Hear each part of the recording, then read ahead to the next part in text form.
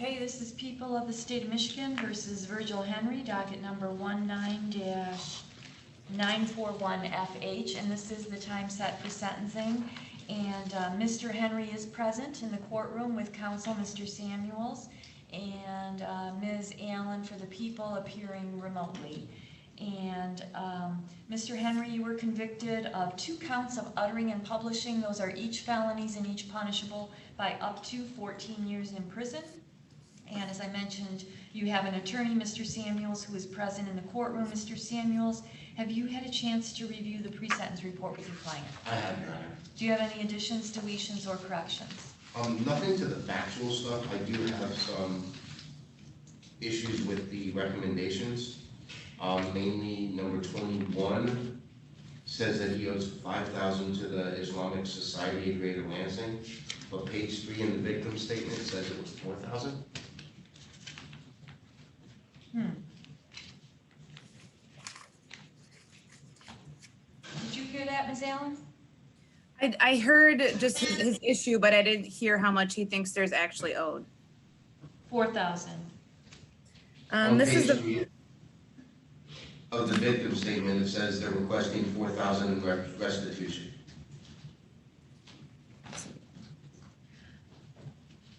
Oh.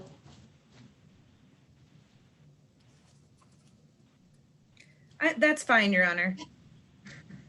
This was the one where the recommendation was all, for lack of a better term, messed up on restitution.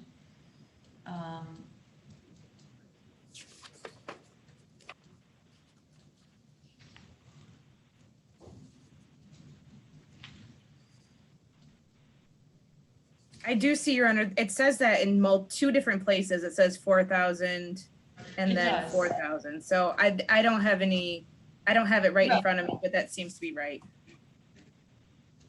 Right, the reason I say it's all messed up is because actually in the paragraph number 21 should read, you must pay restitution in the amount of $4,428.85 to Spartan Auto Group, comma, $4,000 to Islamic Society of Greater Lansing, and $1,078.29 to Lake Trust Credit Union. Correct me if I'm wrong, but that's what I pulled out of the body of the report. Yes, that looks right. Yes. Agreed, Yes, Your Honor. Mr. Samuels? I do, Your Honor. Okay, then I've made that correction. But you had no factual report or correction to the rest of the report, Mr. Samuels? No, Any objection to the scoring of the guideline? no objection. Do the people have any corrections to the report or objections to scoring?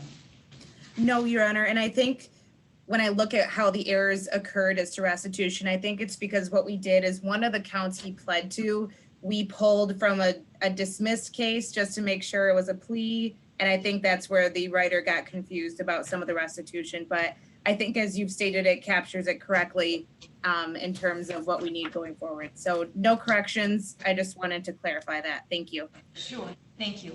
And I had previously asked you this, and I believe the answer was no, but just to confirm, because I would have allowed victims to be present if they wanted to, but there were none that wanted to be present. Is that correct? No, Your Honor. Okay, and then did the people wish to be heard? Only to ask the court to follow the Killebrew agreement in this case. I know this defendant has a history of these kind of cases, and I'm hoping that we caught all of them and that he can be successful on probation after a period of jail time and succeed in his life, because I don't want this to be the path he just keeps going on, where he gets these cases picked up, he goes to jail or prison, he's back on probation or parole, and we keep going. But this was a case based on everything we looked at. It's possible that we could have asked for a prison sentence, and we chose to choose jail as a part of our agreement that we're not opposed for him to serve a jail sentence, but that's with the understanding and hope that he would still be on probation afterwards and prove to us why that was an agreement that he should receive instead of having this one be one where he goes to prison. So that's all I would say on behalf of the people, Your Honor. Thank you. Thank you. And Mr. Samuels? Your Honor, first I'd like to address some of the recommendations, mainly number 34, where it says that he must advise a physician. No, they just put everything but the kitchen sink in there, and then I pick and choose the applicable ones. So Okay. that's not applicable. Fair enough. I feel that way with all the drug things. I mean, there's no history of drug abuse. Best I can say it, I've known Mr. Henry for quite a while at this point. It's been since October, and I mean, he realizes he made a mistake. He never denied that. He was going through a rough time financially. He was working 2 jobs. This whole COVID-19 thing didn't help the situation, but he is working to pay this back because this is a money situation where restitution is important. If he does go to jail, and since there's no work release, although for the record we are asking for work release, and if there is no work release, then he's gonna lose his job and not be able to continue working on to pay back this restitution that he does have to pay. He knows he has to pay, he wants to pay it, and he wants to make good on it. You know, best I can tell is that he was really just having a rough time financially and made some really poor decisions and listened to some wrong people. With that said, we do ask that you allow him to continue working. I know the guidelines are what they are, and the Killebrew Agreement's what it is, but I think appropriately is give him a chance to work to pay it back. All right, thank you. Would you slide the microphone over to your client, please? Mr. Henry, I did get your letter. Is there anything else you wanted to say? Well, yes, Your Honor, I do understand what's going on, and I do feel bad about the individuals that I took advantage of in that situation. And I was dealing with something financially, but I'm working for over 1.5 years now. I love my job, great place. And I'm just hoping to be able to continue to work, because it's just me paying my rent by myself and paying my electric, which is grown-up stuff, obviously. But without a job, I'm not able to do any of that or pay back anything that I owe. I am prepared today to pay $500 on what I owe to keep paying. It's more than, I read the recommendations for how much my probation officer said, but I'm willing to pay more than what he said so I can show, hey, yeah, I can do it. Okay, thank you. Well, Mr. Henry, you know, your letter was very good, I thought. And the things you said here today are very good.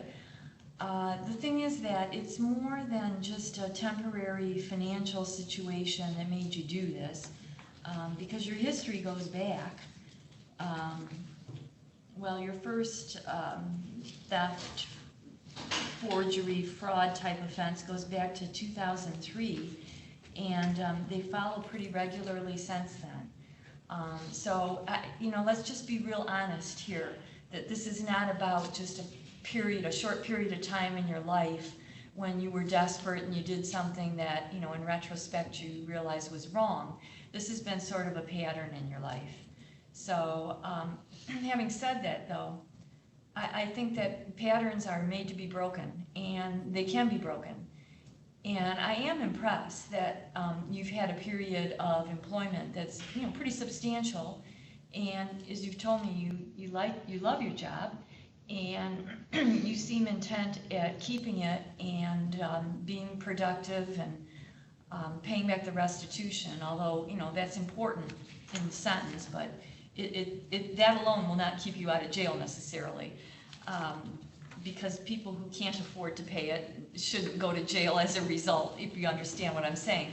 So that alone is not my consideration. I'm looking more at your ability to turn things around and break the pattern that you've been living for quite a while now. And I'm going to give you a chance to do that, even though, you know, your history here is not good. I'm going to give you the benefit of the doubt that maybe this time you really are on a better track and you really are sincere. I'm going to save your letter, and I'm going to tell myself that this is sincere and that you will do this. And if you come back in front of me because you don't do it, I'm going to bring that letter back out and talk to you about it because, this is the time to change. It's not too late, and the time is now. So I am hoping that your current situation actually will allow you to do better with a job that you love and a job that's been pretty steady. And I'm going to place you on probation for a period of 18 months and 270 days in the Ingham County Jail with credit for 1 day served. I'll suspend the balance of your jail time upon your successful completion of your terms and conditions of probation.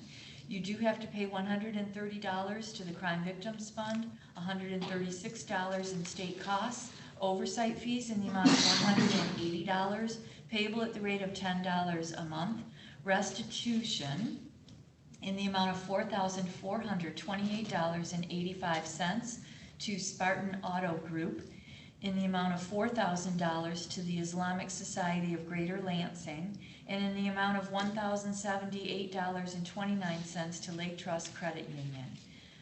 Additionally, $500 in costs based on the State Court Administrative Office calculated average cost of a criminal case in Ingham County, and additional conditions of probation are: I know it's not an issue for you, so this shouldn't be a problem.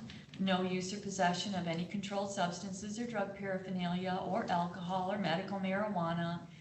You must comply with both drug and alcohol testing if your agent sees some reason to impose that. You must not engage in any assaultive, abusive, threatening, or intimidating behavior.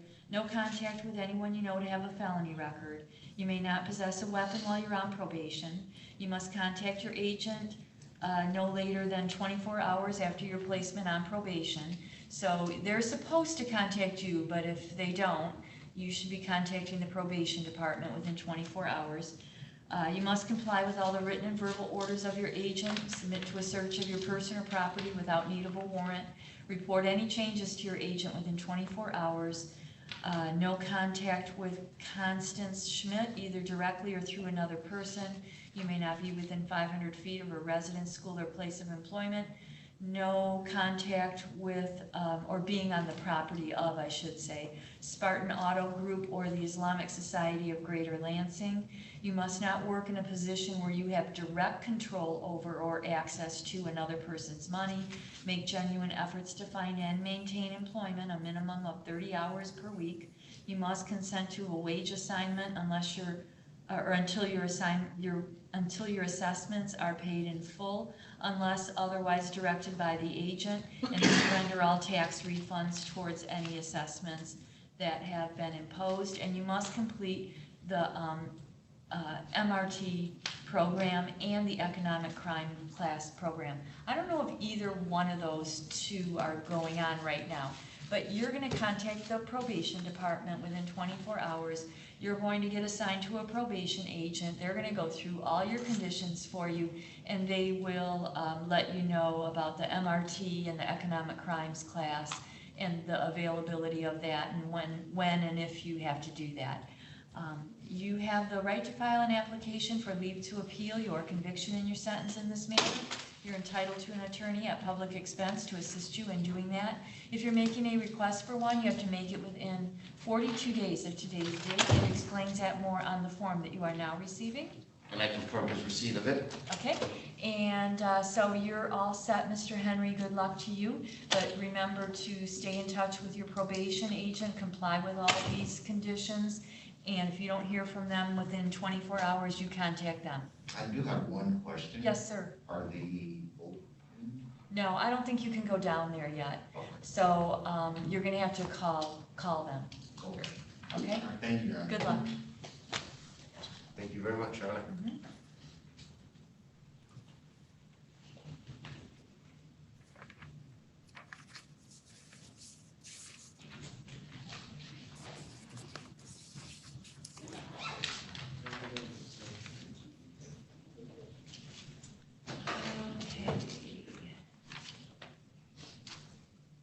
Hello, Judge.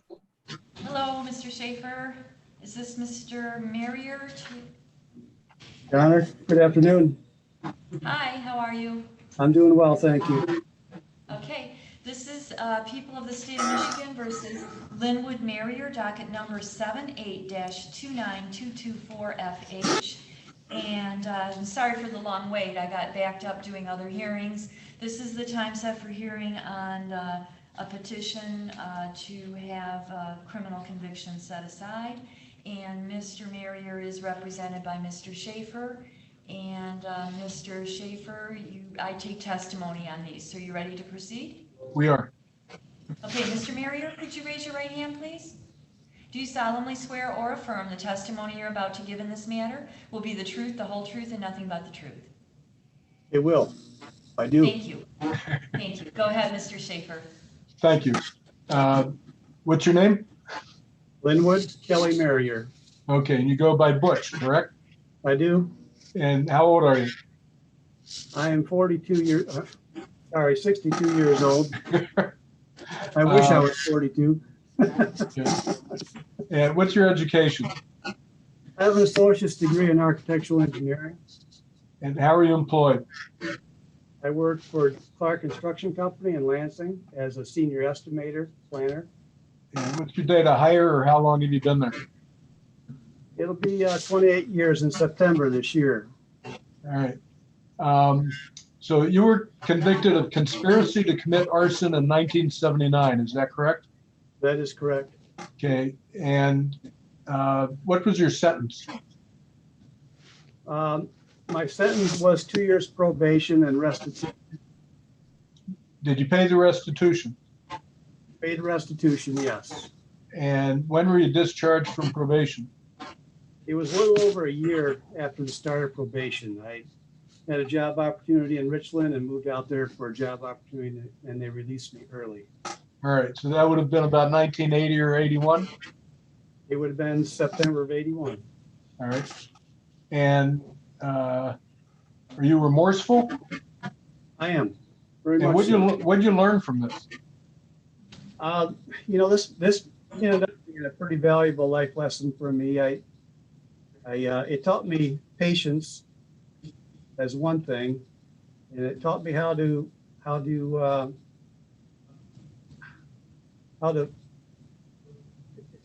manage my finances better, and it taught me to think about what I'm going to do before I do it, and think about the consequences of my actions before I do it. So for me, it became a very valuable life lesson, I think. All right. And am I correct? You have a minor in possession from Fort Wayne, Indiana? Yeah, yes, I did. Do you know if that was a criminal conviction or a civil infraction? They gave me a citation at the time. I went to court, paid the fine. I think it was a civil infraction, yes. Okay, but you paid fines and costs, no other penalty? Yeah, it was just fine. Yep. All right. Okay, do you have any other convictions for anything? No, I do not. Have you ever had any convictions previously set aside? I have not. Have you made any applications to have any other convictions set aside? I have not.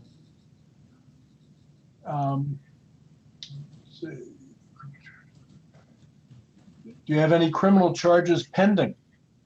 I do not. Good. By having this conviction set aside, would that be helpful in advancing your career? Potentially. I know that most employers these days are doing background checks on prospective employees.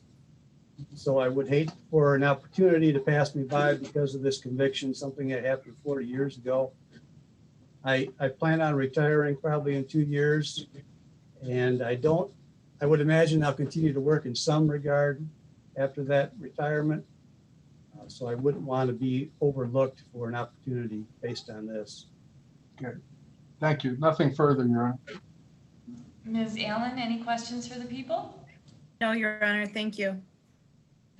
So what took you so long, Mr. Marrier? That's a good question. This is something I've always wanted to do, and I've been too busy to pursue it. now I've had some time and thought it would be a good time to do it. So Okay, I guess the matter of timing is all it is. sort of ironic that going into retirement, you see it as more of an issue. Usually people are working and they see it as an issue, but Yeah. that's okay. Yeah, well, you know what? Back when I was looking for other jobs and stuff, it wasn't an issue back then. For me anyway, it never was. I guess, I just think the background checks are probably a hurdle that I wanted to get out of my way. Yeah. Well, that's understandable, and this has been a long, long time, and you obviously have been very gainfully employed, and all of the conditions are certainly satisfied. I have the report from Michigan State Police. You've not been convicted of more than 1 felony and 2 misdemeanors. This is not an offense that by law you cannot have set aside. One of the requirements, it has to be at least 5 years. I think you've more than satisfied that by, you know, multiples over. And an opportunity's been given to the Attorney General and prosecuting official to contest the application. I guess I forgot to ask Ms. Allen, is there any objection? No, Your Honor. Okay, and the Attorney General wrote and said you meet the legal requirements and leave it up to the court. And so the most important one is the circumstances and behavior of Mr. Marrier justify setting aside the conviction. And I'm well satisfied that it's consistent with the public welfare. And the petition is granted, and the conviction in this case is set aside. And I have signed an order that sets Excellent. aside your conviction. Thank you very much. Yeah, I thought you might want to see that as proof. We will mail you a copy, though. I very much appreciate it. Oh, you're very welcome. Good luck in your retirement or whatever you do, your post-job retirement. I hope it all works out for you. Thank you. All right, we're all set then. Thank you, Your Honor. Bye, Elizabeth. Bye. Bye.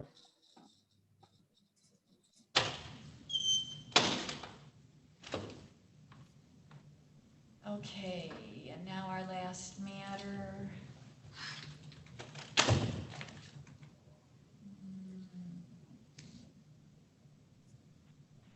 Yeah, that's okay, Mr. Vasari. Just hang on a second. I think it might unmute by itself. Maybe.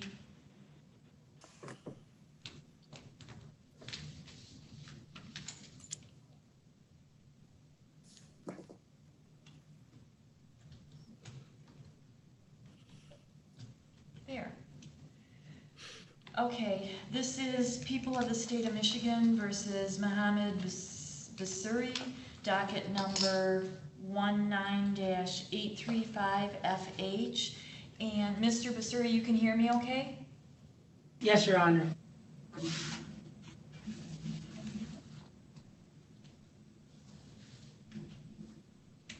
And you are here today based on, oh, it was a bench warrant issued when you failed to appear for sentencing just earlier this year, January 15th. And your attorney, Mr. Austin, if you can see him there, is still representing you, and he is present today. And there was no pre-sentence report prepared in this matter. Mr. Austin, did you wish to be heard? Yes, thank you, Your Honor.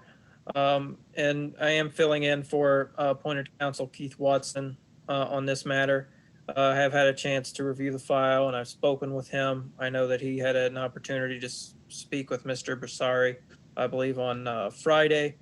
I think what the issue was is that Mr. Basari had multiple court dates going on in multiple counties. He currently has a matter in Eaton County where he's being held, I believe, on the same thing for a failure to appear. And it just got to the point that he was getting mixed up on where he was supposed to be and when and where. So he does take responsibility for his failing to appear on these matters. Your Honor, if I may be heard as well. Hang on. Ms. Allen? Thank you, Your Honor. Usually I don't say much on these, but I did want to make the court aware that while this was pending and while he was on bench warrant status, he also has been picked up for a new carrying concealed weapon charge that's pending in the district court as well. So I just want to make the court aware. I understand he said he wasn't aware of what was going on, but it's been, months, and he's picked up new criminal charges as well. So there's more going on, I think, to the story than just a mix up of court dates. No, thank you.